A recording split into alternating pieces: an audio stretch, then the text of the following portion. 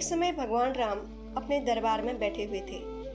तभी उन्होंने एक कुत्ते की रोने की आवाज़ सुनी। जब इस तरह उनके द्वार पर कुत्ते को रोते हुए 3 दिन हो गए, तब राम जी ने देखा कि यह श्वान लगातार तीसरे दिन भी मेरे द्वार पर पड़ा रो रहा है, तो मुझे जानना चाहिए कि ये कुत्ता क्यों रो रहा है। यही सोचकर प्रभु राम ने उस कुत्ते को अपने दरबार में बुलाने के लिए कुछ दूतों को भेजा। परंतु उस कुत्ते ने दूतों से कहा, हे महानुभाव, मुझे पाप योनि में जन्म मिला है, इसीलिए मैं दरबार में नहीं जा सकता।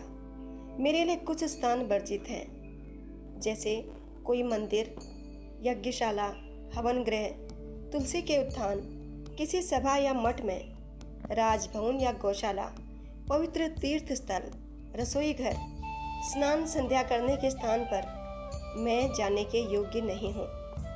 तुम श्री राम से कह दो कि वे स्वयं आकर मेरे पास मेरी पीड़ा को सुने।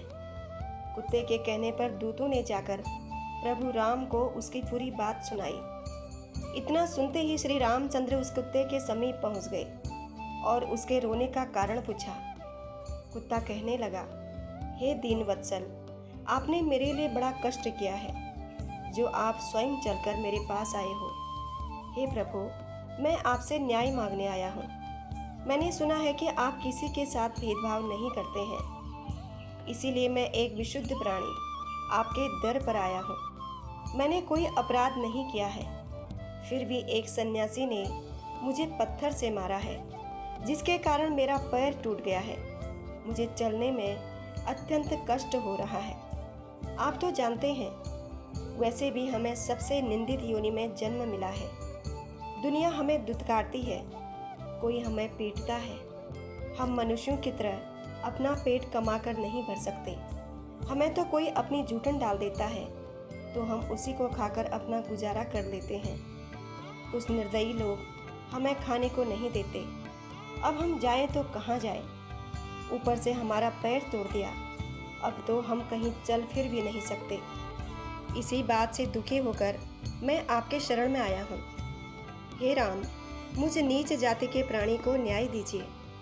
कुत्ते की बात सुनकर राजा राम जी ने उस सन्यासी को बुलवाया और उससे पूछा कि हे स्वामी जी, आपने किस अपराध के कारण इस असहाय प्राणी का पैर तोड़ दिया? तभी सन्यासी ने कहा, हे प्रभु, मैं भिक्षाटन के लिए जा रहा था। तभी इसने आकर मेरा भिक्षा अन्न छू लिया। दोपहर का समय था, मुझे बहुत भूख लगी थी और मुझे क्रोध आ गया और मैंने इसे एक पत्थर मारा, जिसके लगने से इसका पैर टूट गया।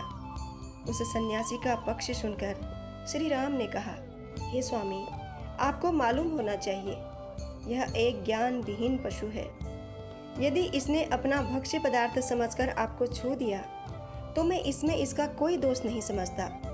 यह तो इसकी स्वाभाविक प्रवृत्ति है, इसीलिए आप ही इसके अपराधी हैं। यदि आपको भूख लगी थी, तो भूख तो इसे भी लगी थी। आपके पास कमाने को मैंने विवेक दिया है। आप कहीं से भी फिर से अपना भोजन एकत्रित कर सकते थे, परंतु यह तो ज्ञान विहीन पशु है। इसे भोजन ना मिलने पर भूखा ही रहना पड़ा होगा। भगवान श्री राम कुत्ते से बोले, हे श्वान, यह स्वामी तुम्हारा अपराधी है। इसे तुम क्या दंड देना चाहते हो? तुम जो भी दंड निर्धारित करोगे, हम वही दंड इसे देंगे। तब कुत्ते ने कहा, हे प्रभु, इस सन्यासी को किसी शिवालय का महंत बना दीजिए, क्योंकि इसके अंदर लोभ, लालच, क्रोध, ईर्ष्या, द्वेष और घृणा कूट कूट कर भरी है। इसे अपने ही अवगुणों से अपनी करनी का दंड मिल जाएगा। उस कुत्ते की बात मानकर श्री राम ने उस सन्यासी को सुंदर वस्त्र पहनाए, फूल, माला व चंदन से सुशोभित किया और एक पालकी में बिठाकर उसके साथ तरह तरह के बाजे बजाते हुए उत्सव के साथ एक शिवालय में ले गए और शिवालय का महंत बना दिया। उस समय अज्ञानवश वह सन्यासी बहुत प्रसन्न होते हुए अपना भाग्योदय समझ रहा था।